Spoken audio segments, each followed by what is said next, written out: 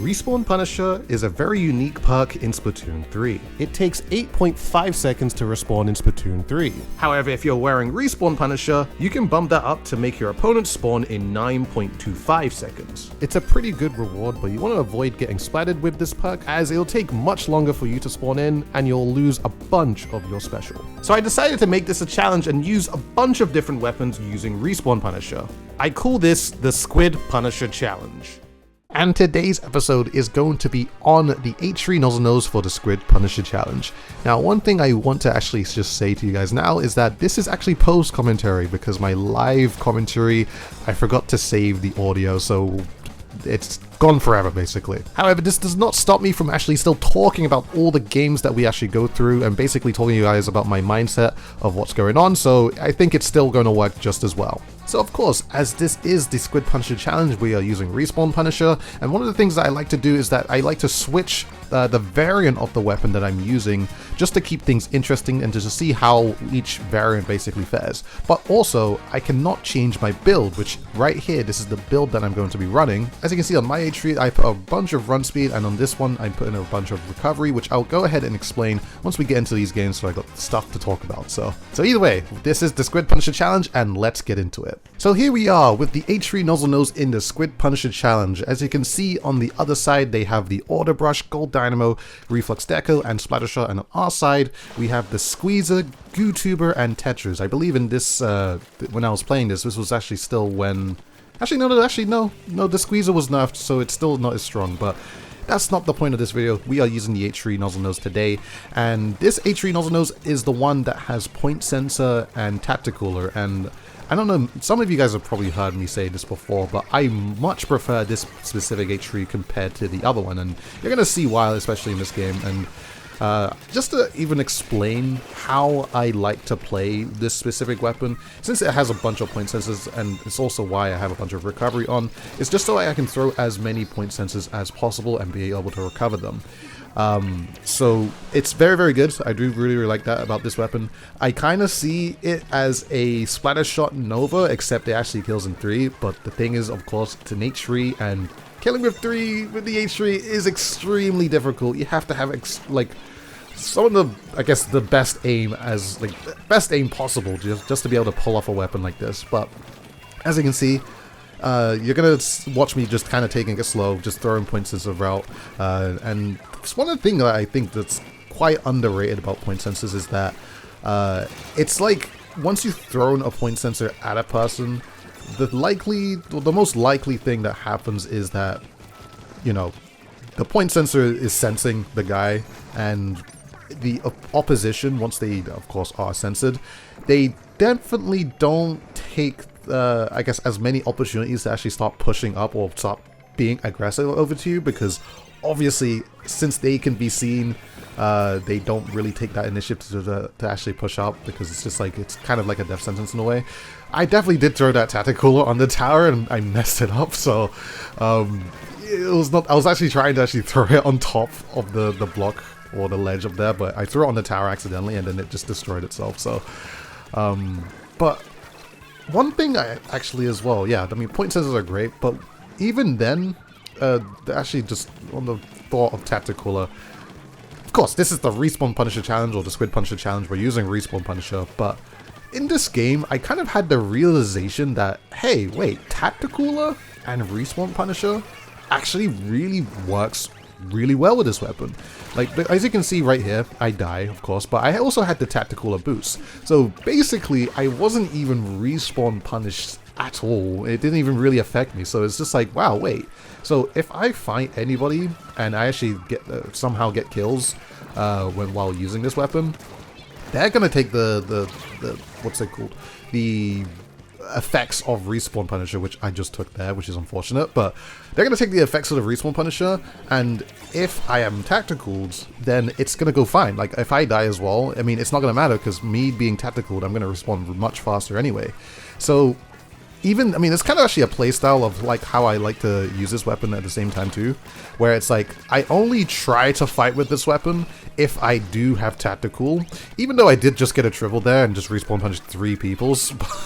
But the thing is that this weapon is that I think when like at least at least in how you would want to play it, is you want to always, like, I guess you start off your game just by throwing princesses just to locate everybody. It's also just helpful for your team just to be able to know what's going on, but throw the princesses out, work up towards your tacticooler, and then start fighting with that tacticooler because you're going to be boosted, you're going to be moving real fast and all that type of stuff, and it's just a much better time, especially, I mean, if you get taken out, then it's, you know, it's not going to matter so much. And most of the time, too, when playing this weapon, you kind of stay somewhat safe because, of course, like, the 3 bursts and the intervals between bursts take such a long time to actually follow through, so it's just like, when you're actually trying to engage with something, or trying to engage with someone, you don't exactly have, like, a lot of time, a lot of movement, and you really want to make sure that you hit that 3 burst, so, yeah. 40 seconds onto the clock here. I mean, just to kind of explain this game, like, I think we got the 1 push, and then it was just kind of a, to be very honest, it was just a very, very scrappy game, like, for the rest of it. Like, we were just kind of scrapping from one side to the other. I mean, I tried to stay as safe as possible. Sometimes I felt like I kind of need to go a little bit more aggressive because I had more confidence that the squeezer could anchor and they used their Zuka whenever they actually start getting close, which I think during this game they did most of the time. And then I wanted to be more aggro, especially when I did get my tacticoolers. I mean, sometimes it did not work out as much as the way I wanted it to, but either way, I mean, that's just kind of how this game went. I mean, it was a very good starting game. I think I personally did really well. I think the awkward thing is just that some of the times I got a little too aggressive and I kind of overextended in some ways, but it was still a good game. Number 1 turf thinker, number 1 assister, which kind of happens with this specific weapon. Like, this weapon just gets so many assists just from your tacticals, just from your point sensors. And I think Respawn Punisher works really, really well with it. So, I mean, 14 and 6, good starting game. And let's head on to the next one. Right, so we're heading on to the next game, which is another game when I'm using the H-3D. And honestly, this specific variant is like the polar opposite towards the other H3. Like, I feel like the other H3, I feel like it's so much more supported because you can just basically mark absolutely everyone on the map. But with this one, it's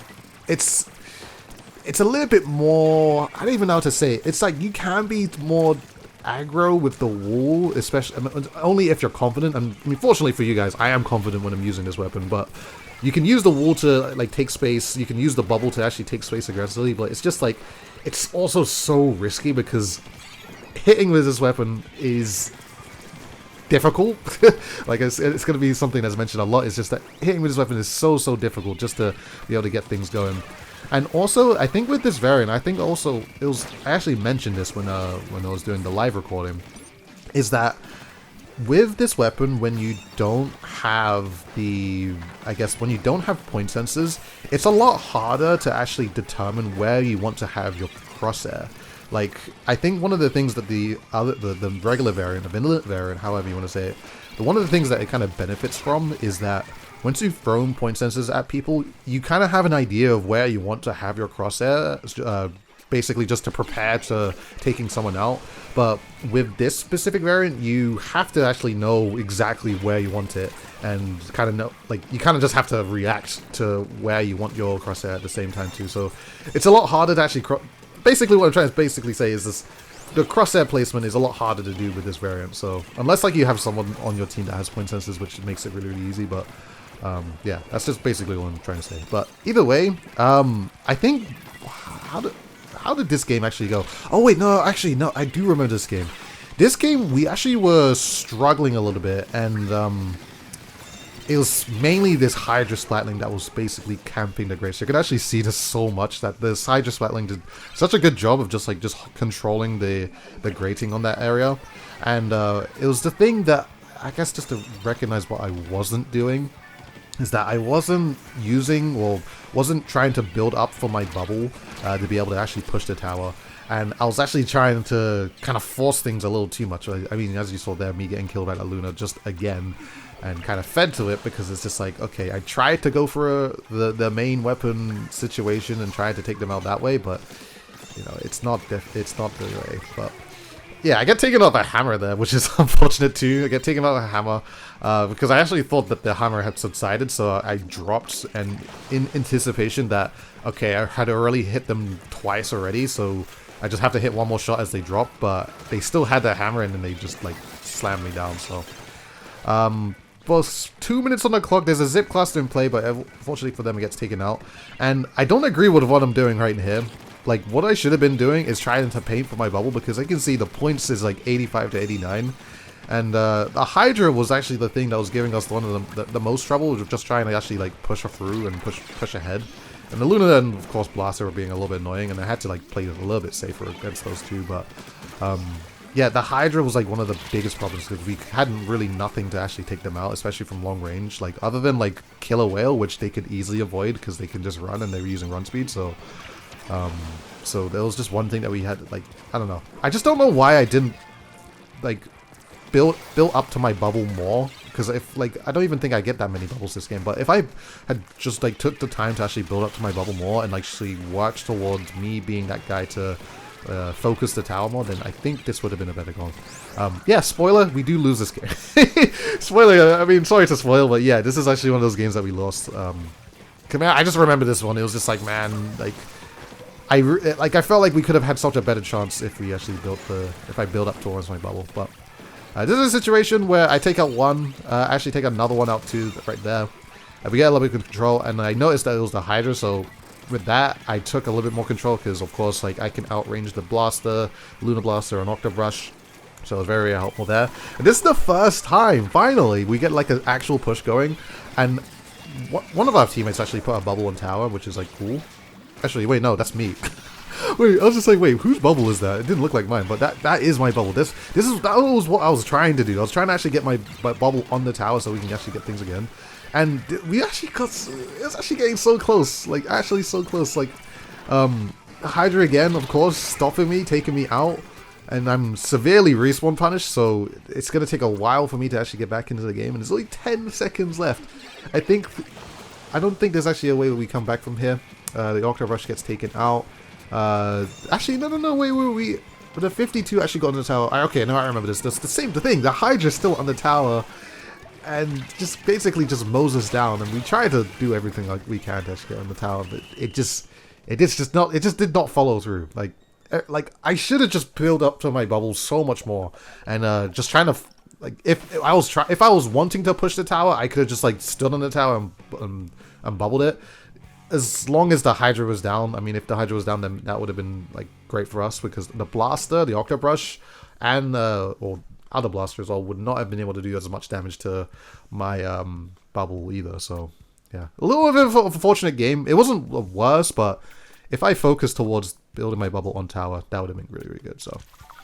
Okay, so here we are going into our next game, and this is the next game using the regular H-3 once again. Very, very nice weapon. I think the first thing that I mentioned here was, wow, look at our composition. We have a Rapid Throw, we have a Goo Tuber, and we have a Reflux Deco. And an H-3, of course. That's me being the H-3. Now, I think I had a certain way I wanted to play this, because technically I would have had to been the more aggressive thing, but actually the way I wanted to play this was I wanted to throw as many point sensors basically to enable my Rapid Pro the most, because I felt like as long as my Rapid Pro knew exactly where everyone was, as long as they can actually position themselves into safe places, then we can actually take them out, and then I can follow through by using Tacticooler to basically be that aggressive force. I mean, the Reflux could do the same thing, but I mean, it's a Reflux, and you really need to depend on that person actually hitting their shots. And usually when I see someone using a weapon like that, I don't really, I kind of have the thing of like, okay, I want to have the confidence, but I don't think it's going to be super, I'm going to be super confident with it. So let's try and enable the thing that I know that can get some easy picks, which I felt like at the time was the Rapid Pro. So we're fighting on the tower, so 3 on 49. I'm going to be the guy on the tower, and I'm trying to be somewhat of the front line because that's the kind of me. And just trying to support my Rapid Pro as much as possible, while also throwing point scissors as well.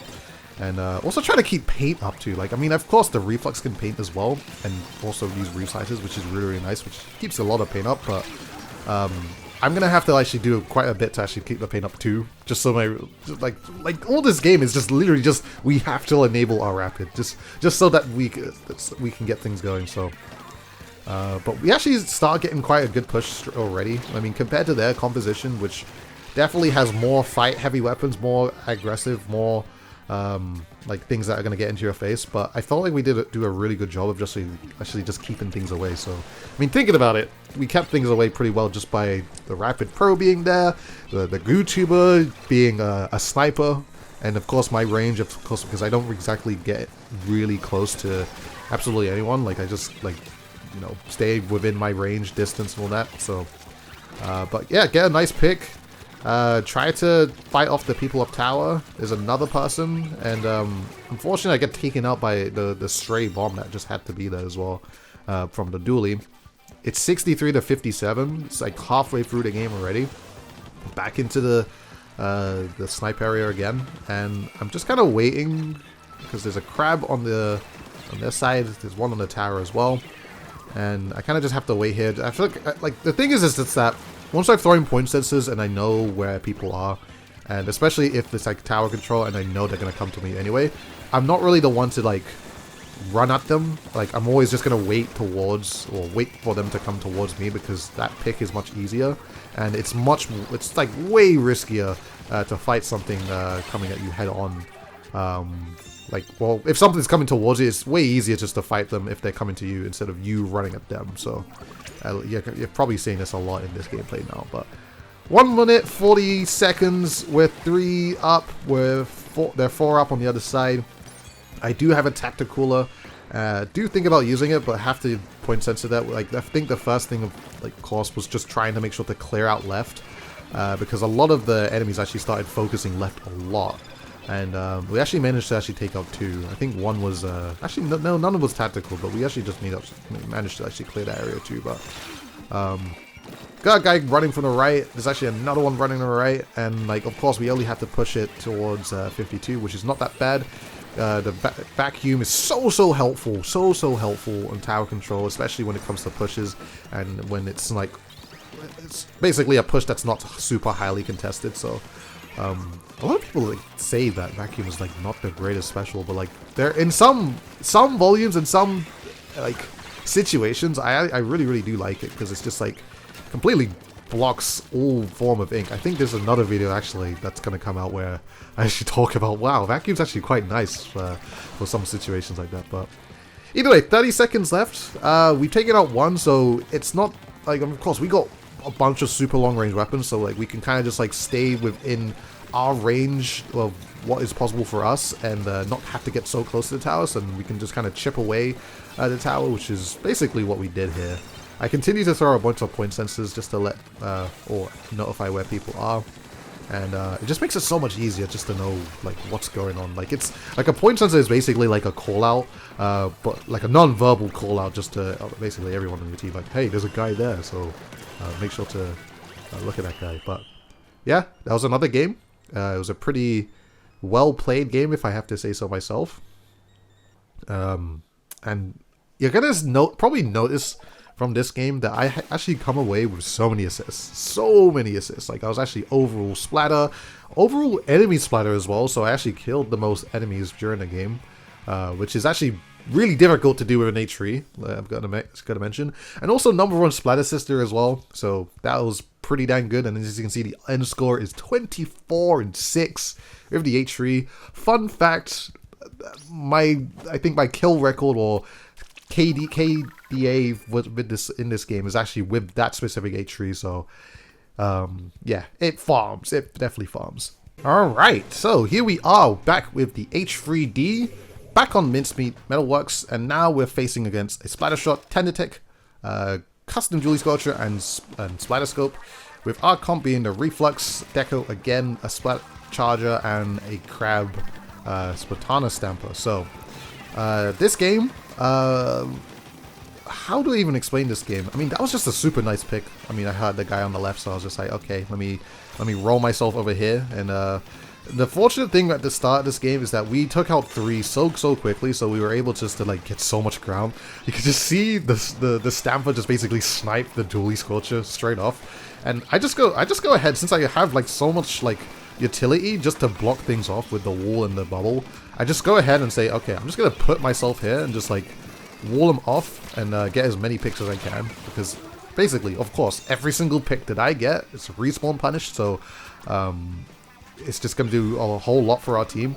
And the great thing of on top of that too, I think our charger also had respawn punisher as well, so like that was also a really great thing. This guy vacuums, and I mean, he's the last one alive, so I just had the initiative just to be like super aggro and just push him straight away. We tried to do that, and of course we basically just overrided him.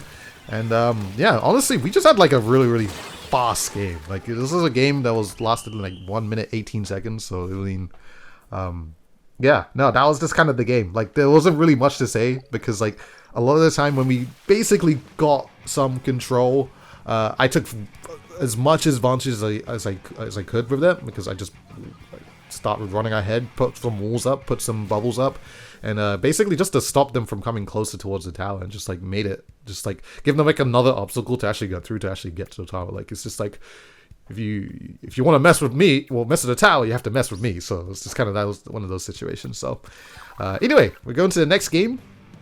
We are in Crab Leg Capital once again, and we got another interesting comp with the Carbon Roller, Hydra Splatling, and the Rapid Pro Deco. Jeez, I have to remember all these names. And we're facing a Splatter Shot, Clash Blaster, Rapid Pro Deco, and Splat Charger. Their paint is going to be absolutely abysmal. Our paint's not so great, but I feel like at least me being an H3, and of course us also having a Hydra Splatling, those two in combination with each other is just going to do really well. We actually straight up take up 3 because the Clash Buster tried to get aggressive at me, and I just kept my distance. And now I put my Tacticooler down. I take the initiative of I'm going to start pushing up ahead, because now if I die, it's not going to matter so much, so it's all good. I take a lot of damage there. Like, actually very lucky to actually survive from that Rapid Pro Deco. If I was any closer, probably would have been taken out. Either way, start still being aggressive. Being more aggressive than the actual Carbon Roller, and yeah, just really just taking all this space. I have the Tacticooler again. The Rapid Bro could have taken me out, but I mean, that's the thing. I do have run speed, so like being able to run through the grates, very helpful.